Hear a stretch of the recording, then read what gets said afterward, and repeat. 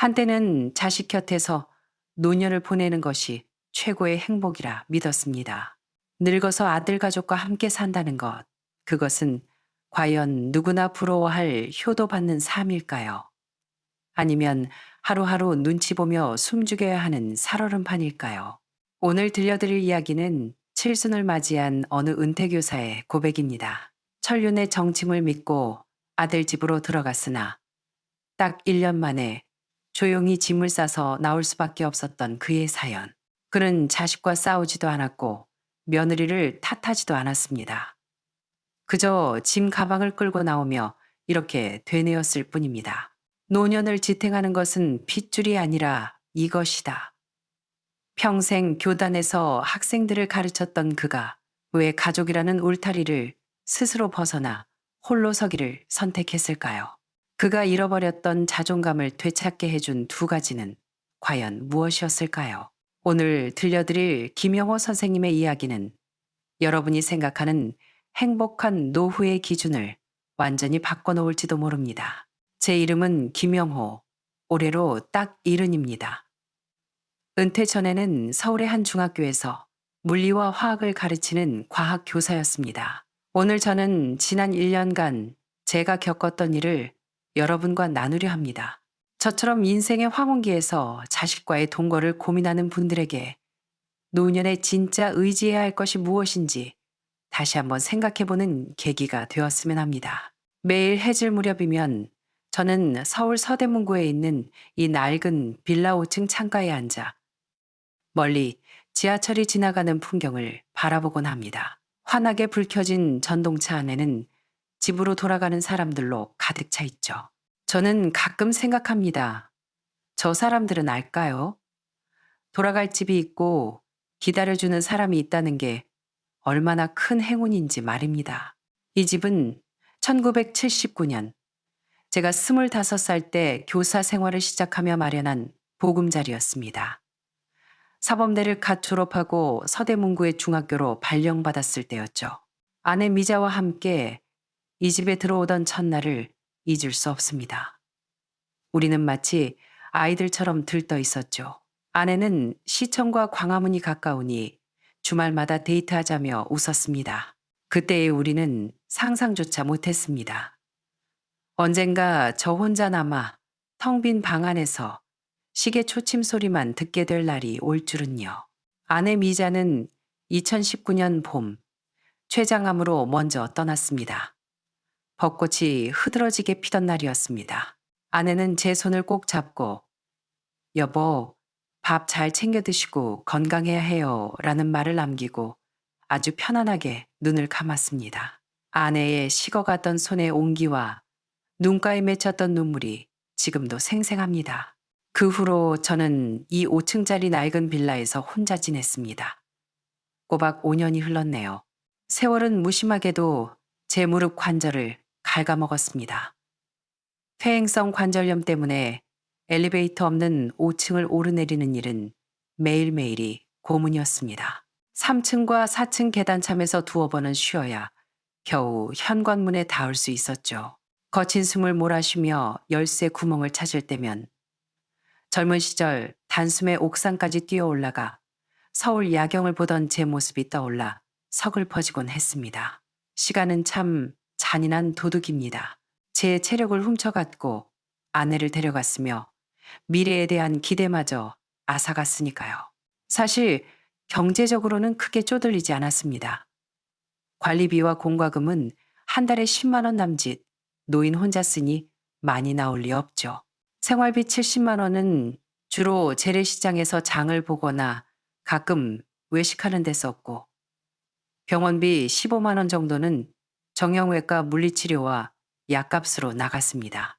제게는 40년 교직 생활의 보상인 공무원 연금이 매달 200만 원 정도 들어옵니다. 씀씀이를 제하고도 매달 100만 원가량 저축할 수 있었으니 한국의 연금 제도 덕분에 기본 생활은 걱정 없는 편이었습니다. 이 낡은 빌라도 재개발 소문 때문에 부동산에서는 8억 원은 받을 수 있다고 했지만 저는 팔 수가 없었습니다.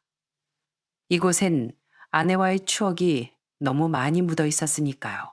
부엌에는 아내가 쓰던 앞치마가 걸려 있고 거실 벽에는 아들 민석이가 어릴 때 받아온 상장들이 훈장처럼 붙어 있습니다. 민석이는 어느새 42살이 되어 판교 테크노밸리의 IT 기업 엔지니어로 일하고 있습니다. 월급은 꽤 많이 받지만 판교의 번듯한 아파트 대출금을 갚느라 빠듯하게 살고 있죠. 며느리 지은이는 은행 차장으로 일하는 똑소리 나는 커리어 우먼입니다. 손자 준우는 중학교 3학년, 한창 예민한 수험생이고요. 겉보기엔 남부러울 것 없는 서울의 중산층 가정입니다. 어느 날 민석이가 저를 보러 왔다가 제가 계단을 힘겹게 오르는 모습을 보고는 인상을 찌푸리며 말했습니다. 아버지, 혼자 계시는 거 너무 위험해요. 얼마 전 뉴스 보니까 독거노인이 쓰러져서 며칠 만에 발견됐대요. 아들은 합가를 제안했습니다. 집도 넓으니 방 하나 내어드리겠다면서요. 며느리 지은이도 거들었습니다. 아버님, 같이 살면 서로 챙겨드리고 좋죠. 혼자 계시면 저희 마음도 안 편해요. 그 순간 가슴 뭉클한 따뜻함이 밀려왔습니다. 핏줄이 당긴다는 게 이런 건가 싶어 당장이라도 그러마 하고 싶었습니다. 하지만 저는 일단 생각 좀 해보마 라고 밀었습니다.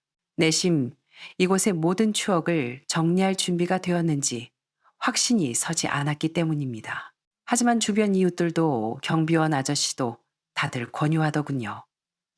김 선생님, 아들이 효자네요. 자식 덕 보고 편하게 사세요. 결국 2주 뒤 저는 고개를 끄덕였습니다. 민석이는 기뻐하며 이삿짐 센터를 불렀습니다. 저는 옷가지와 책 몇 권, 상비약, 그리고 추억이 담긴 앨범 한 권만 챙겼습니다. 가구들은 나중에 적응하면 처리하자며 일단 그대로 두었죠. 판교 아파트에 도착하자 며느리는 안방 옆 작은 방을 내주었습니다. 창문으로 단지 내 정원이 보이는 아늑한 방이었고 며느리가 새로 사다 둔 옅은 하늘색 이불이 깔려 있었습니다. 낯선 천장을 바라보며 잠든 첫날 밤 거실에서 들려오는 TV 소리와 손자 녀석의 책장 넘기는 소리를 들으며 저는 생각했습니다. 이게 사람 사는 집이지 외롭지 않아 좋구나. 처음 2달은 정말 좋았습니다.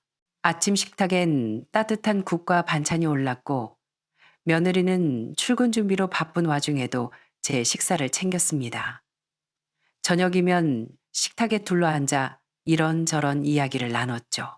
아들은 아버지, 이거 드셔보세요 하며 반찬을 집어주었고 저는 그런 아들이 대견했습니다. 짐이 되지 않으려고 청소기도 돌리고 빨래도 널었습니다. 손자 준우가 학원에서 돌아오면 과학 숙제를 봐주기도 했고요. 저는 생활비 보태라며 매달 80만 원을 며느리에게 쥐어주었습니다. 며느리는 한사코 거절했지만 제가 억지로 쥐어주니 아들은 눈시울을 붉히며 아버지는 참 우리 가족인데 뭘 이렇게까지 하세요 라고 했죠. 그때는 정말 행복한 노후를 찾았다고 믿었습니다. 하지만 사람 사이의 거리라는 건 아주 사소한 일에서부터 조금씩 멀어지더군요. 첫 번째 균열은 빨래였습니다. 어느 날 제 셔츠를 세탁기에 넣으려는데 며느리가 조심스럽게 말했습니다. 아버님, 아버님 옷은 저희 거랑 따로 빨아주실 수 있을까요? 준우가 피부가 예민해서 섞어 빨면 알레르기가 올라올까 봐요. 저는 알겠다고 웃으며 옷을 뺐지만 마음 한구석이 욱신거렸습니다. 매일 씻고 옷도 자주 갈아입는데 내 옷이 손자에게 병균이라도 옮기는 걸까? 그 다음은 TV 소리였습니다. 오전 10시 저는 다큐멘터리를 보고 있었습니다. 볼륨은 12. 그리 크지 않았죠. 그런데 방에 있던 며느리가 나오더니 아버님, 준우가 공부해야 해서요. 소리 좀 줄여주세요. 라고 했습니다. 준우는 학교에 가고 없는데 말이죠. 저는 아무 말 없이 볼륨을 6으로 줄였습니다. 웅얼거리는 소리만 들릴 뿐 내용은 알 수 없었죠. 그날 이후 저는 거실에서 숨소리조차 조심하게 되었습니다. 소파에 앉는 것도 눈치가 보였습니다. 볕이 잘 드는 오른쪽 자리는 며느리가 즐겨 앉는 곳이라 언젠가부터 저는 구석 자리에만 웅크리고 앉게 되었습니다. 아들이 퇴근해 아버지, 왜 그렇게 구석에 계세요? 라고 물어도 그저 웃을 뿐이었습니다. 옹졸해 보일까봐 말할 수 없었으니까요. 진짜 저를 비참하게 만든 건 그해 겨울 가장 추운 날 아침에 일어난 달걀 사건이었습니다. 영하로 떨어진 추운 날, 식탁 위에 노릇하게 구워진 달걀 프라이 4개가 놓여 있었습니다. 저는 당연히 식구수대로 하나씩이라 생각하고 제 밥그릇에 하나를 덜어 맛있게 먹었습니다. 그런데 부엌에서 나온 며느리가 식탁을 보더니 미간을 찌푸리며 물었습니다. 아버님, 혹시 달걀 2개 드셨어요? 제가 딱 4개 부쳤는데 3개밖에 안 남아서요. 저는 먹던 밥이 목에 걸릴 뻔했습니다. 아니, 나 하나밖에 안 먹었다. 옆에서 스마트폰을 보던 손자 준우도 건성으로 대답했죠. 엄마, 나도 하나 먹고 남았는데. 며느리는 잠시 생각하더니 쓰레기통을 뒤져 어제 장을 본 영수증을 찾아왔습니다. 그리고 저에게 들이밀더군요. 아버님, 보세요. 어제 마트에서 4구짜리 달걀 샀잖아요. 아버님 하나, 준우 하나면 제가 안 먹었는데 왜 하나가 비죠? 마트에서 달걀 하나 500원이나 할까요? 월 소득 1,000만 원이 넘는 이 집에서 고작 달걀 하나 때문에 제가 추궁을 당하다니요. 마치 거짓말하다 들킨 어린아이 취급을 받는 기분이었습니다. 며느리의 그 진지한 표정과 꼬깃꼬깃한 영수증을 보는데 목구멍이 꽉 막혀왔습니다. 누가 밤에 몰래 먹었을 수도 있고 착각했을 수도 있는데 며느리는 이미 저를 범인으로 단정하고 증거를 들이민 겁니다. 그 순간 깨달았습니다. 나는 이 집 식구가 아니구나. 아들에게 하소연하고 싶었지만 출장 간 아들에게 전화해 고작 달걀 이야기를 할 순 없었습니다. 저는 입을 다물었습니다. 함께 살면 외롭지 않다는 환상은 깨졌습니다. 저는 이곳에 노후를 즐기러 온 게 아니라 최대한 폐를 끼치지 않고 숨죽여 살아야 하는 객식구일 뿐이었습니다. 여름이 되자 상황은 더 나빠졌습니다. 서울의 7월은 찜통 더위였고 꼭대기층인 아들 집은 열기로 가득 찼습니다. 제가 에어컨을 26도로 맞춰 틀자 며칠 뒤 며느리가 웃으며 말했습니다. 아버님, 낮에 에어컨 계속 켜두시면 전기세가 너무 많이 나와요. 누진세 붙으면 감당이 안 돼서요. 틀린 말은 아니지만 웃는 얼굴 뒤에 담긴 뜻은 명확했습니다. 저는 알겠다 하고 선풍기만 틀었습니다. 하지만 열대야의 선풍기 바람은 더운 바람일 뿐이었죠. 땀으로 베개가 젖어 잠 못 이루는 밤. 저는 죄인처럼 몰래 에어컨을 1시간 켜고는 혹시 들킬까봐 방문 틈을 막았습니다. 칠순 노인이 아들 집에서 에어컨 1시간 켜는 게 무서워 벌벌 떨다니 이게 무슨 꼴입니까? 낮에는 눈치가 보여 집 근처 공원으로 피신했습니다. 오전 10시부터 오후 3시까지 땀을 뻘뻘 흘리며 공원 벤치에 앉아 시간을 때웠죠. 집 놔두고 왜 나와서 고생이냐는 남들의 시선보다 며느리의 눈치가 더 무서웠으니까요. 그러던 어느 날 공원에서 부채질하며 더위를 식히던 저를 누군가 불렀습니다. 김 선생님? 아니, 김영호 선생님 아니시오? 고개를 들어보니 옛 동료 박철수 선생님이었습니다. 국어 선생님이었던 그는 퇴임 후에도 여전히 정정해 보였습니다. 시원한 아이스 커피를 들고 깔끔한 모자를 쓴 그와 달리 땀에 젖어 후줄근한 제 모습이 부끄러웠습니다. 아들 집에 들어갔다더니 왜 이런 땡볕에 나와 있어? 저는 얼버무렸지만 박 선생님은 단박에 눈치챘는지 혀를 찼습니다. 자네 사서 고생하고 있구먼. 방세 아낀답시고 자존심까지 팔아먹은 거야. 덥다고 말도 못하고 에어컨도 못 켜고 그게 무슨 노후야. 박 선생님의 말은 뼈를 때렸습니다. 그게 바로 영릭 팽거루족이야. 자네가 자식한테 얹혀 사는 것 같지? 아니야. 돈 내고 가사 도우미 노릇 해주는 거랑 뭐가 달라? 자네가 빨래하고 청소하고 용돈까지 주면서 눈치 보고 살면 그게 무료 파출부지 뭐야. 머리를 한 대 얻어맞은 기분이었습니다. 방세 아끼고 생활비 아꼈지만 정작 저는 제 인생의 주도권을 잃어버린 겁니다. 박 선생님은 제게 시원한 커피를 건네며 말했습니다. 나는 지금 서대문구 노인복지관에서 서예를 가르치고 있어. 강사료는 얼마 안 되지만 내 능력으로 버는 돈이야. 자네도 내일 한번 와보게. 여기서 청승 떨지 말고.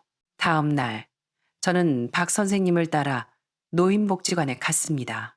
묵향이 은은하게 퍼지는 서예 교실에 들어서자 예전 교무실의 활기가 느껴졌습니다.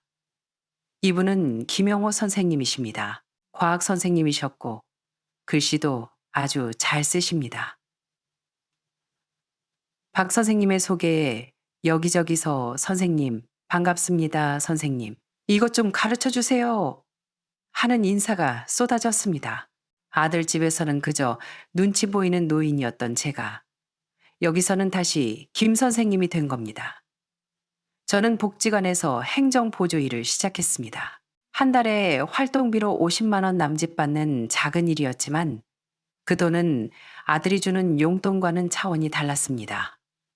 제 노동과 능력으로 얻은 제 존재의 증명이었으니까요. 저는 이 사실을 가족에게 비밀로 했습니다. 며느리가 알면 남부끄럽게 왜 일하시냐 할 테고 아들은 용돈 더 드릴게요 라며 말릴 테니까요.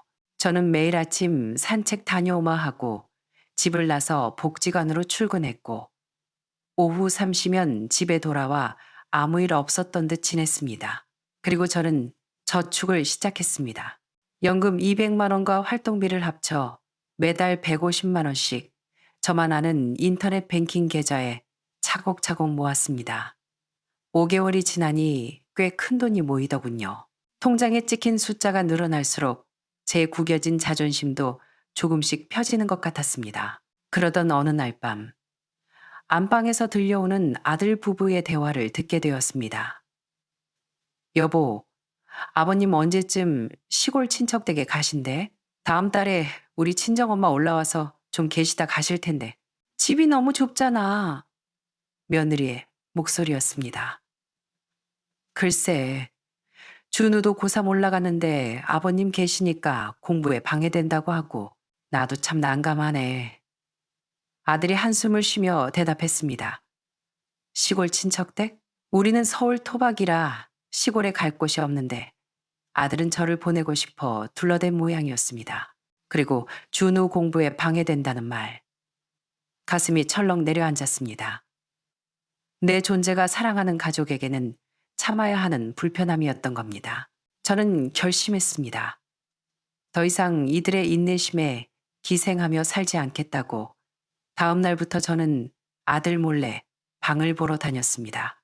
제가 살던 서대문구 옛 동네 근처 지하철역이 가깝고 엘리베이터가 있는 작은 오피스텔을 찾았습니다. 운 좋게도 부동산 중개인이 제 옛 제자였습니다.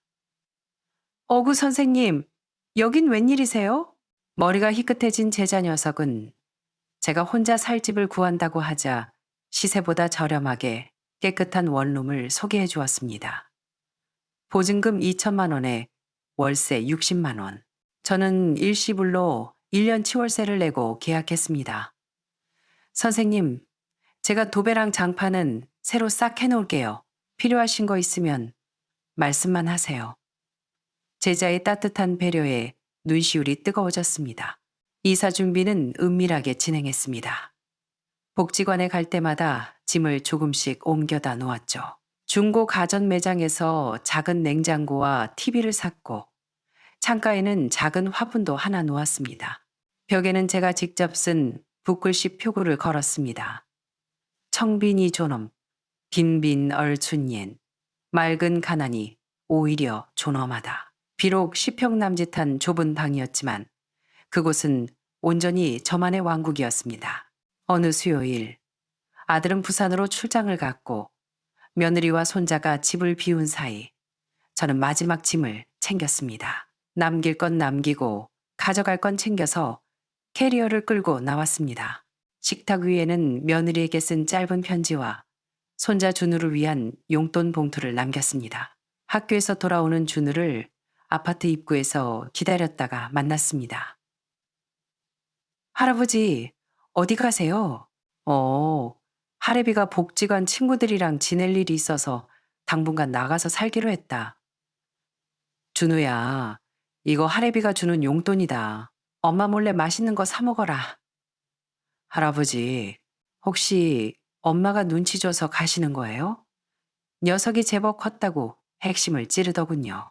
저는 빙그레 웃으며 머리를 쓰다듬어 주었습니다. 아니다. 할아버지가 늙어서 친구들이랑 노는 게 더 좋아서 그래. 언제든 놀러 오렴. 저는 손자에게 새 주소가 적힌 쪽지를 쥐어주고 돌아섰습니다. 그날 저녁, 저는 제 좁은 원룸에서 전기밥솥으로 밥을 짓고 김치찌개를 끓였습니다. 반찬은 시장에서 사온 젓갈과 김뿐이었지만 그 어느 때보다 꿀맛이었습니다. TV 볼륨을 마음껏 높여 뉴스를 봤고, 더우면 에어컨을 켰고, 추우면 보일러를 돌렸습니다. 누구의 눈치도 볼 필요 없는 완벽한 자유였습니다. 며칠 뒤 비가 추적추적 내리는 저녁, 누군가 현관문을 두드렸습니다. 문을 여니 아들 민석이가 서 있었습니다. 비에 젖은 코트 차림으로 복잡한 표정을 한 채 저를 바라보더군요. 죄책감, 당혹감, 그리고 안도감이 뒤섞인 얼굴이었습니다. 아버지, 왜 말씀도 없이 저는 아들을 들어오게 했습니다. 아들은 좁은 방 안을, 중고 가전들을, 그리고 벽에 걸린 붓글씨를 한참이나 바라보았습니다. 식사는 했냐? 앉아라. 만두 좀 빚어보자. 저는 냉장고에서 만두피와 만두소를 꺼냈습니다. 옛날 미자가 살아있을 때 우리 가족이 늘 함께 빚던 그 만두였습니다. 아들은 말없이 소매를 걷어붙이고 제 맞은편에 앉았습니다. 만두를 빚으며 아들이 불쑥 말했습니다. 아버지, 제가 못나서 죄송해요. 다시 집으로 가시죠. 준우도 할아버지 찾아요. 저는 끓는 물에 만두를 넣으며 담담하게 말했습니다. 민석아, 나는 화가 나서 나온 게 아니다. 너희가 싫어서도 아니야. 다 익은 만두를 건져 아들 앞에 놓아주며 말을 이었습니다. 늙어서 제일 서러운 건 돈이 없는 것도 아니고 몸이 아픈 것도 아니다. 내 마음대로 할 수 있는 게 아무것도 없다는 무력감, 그게 제일 무서운 거야. 나는 내 발로 걸을 수 있고 내 돈으로 밥 사 먹을 수 있을 때 내 존엄을 지키고 싶었다. 너희 눈치 보며 사는 객식구가 아니라 당당한 아버지로 남고 싶어서 나온 거다. 아들은 만두를 입에 넣다 말고 고개를 숙인 채 어깨를 들썩였습니다. 저는 아들의 등을 가만히 토닥여 주었습니다. 이제 저는 압니다. 진짜 행복한 노후는 자식에게 얹혀 사는 것이 아니라 스스로 삶을 꾸려가는 데 있다는 것을요. 지금 제 베란다에는 제자 녀석이 선물해준 십자매 한 쌍이 새장 속에서 노래하고 있습니다. 저는 매일 아침 복지관에 나가 일을 하고 오후에는 붓글씨를 쓰고 주말에는 손자가 놀러 오면 치킨을 시켜 먹습니다. 아들 부부와도 가끔 만나 외식하지만 딱 거기까지입니다. 적당한 거리가 오히려 가족의 정을 더 애틋하게 만들어주더군요. 친구 여러분, 혹시 지금 자식과의 동거를 고민하고 계십니까? 혹은 이미 합가해서 소갈이하고 계십니까? 기억하십시오. 노년의 품격은 통장 잔고가 아니라 아니요 라고 말할 수 있는 용기에서 나옵니다. 내 집, 내 생활, 내 자유를 포기하지 마세요. 우리가 자식에게 줄 수 있는 최고의 선물은 우리 스스로 행복하게 잘 사는 모습, 바로 그것입니다. 여러분의 생각은 어떠신가요? 김 선생님의 선택, 반대로 독립하기. 여러분이라면 어떻게 하시겠습니까? 댓글로 여러분의 지혜를 들려주세요. 이야기가 공감되셨다면 구독과 좋아요 부탁드립니다. 시청해주셔서 감사합니다.